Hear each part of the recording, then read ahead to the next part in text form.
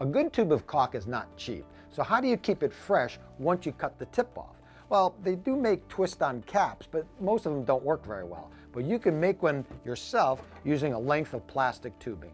This is 5/8 inch diameter by 1/2 inch inside diameter plastic tubing. What you do is take a pair of snips and cut a section of tubing, maybe 4 or 5 inches long, then heat one end with an electric heat gun.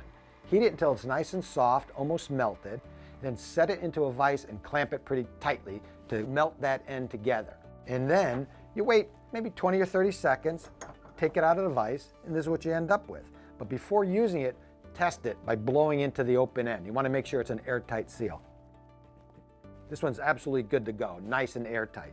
So now all you need to do is get the open tube of caulk, slip it on, press it on. It only has to go on maybe a 1/2 inch or so, that's plenty. And now next time you need to use this tube of caulk, just pop it off and get to work.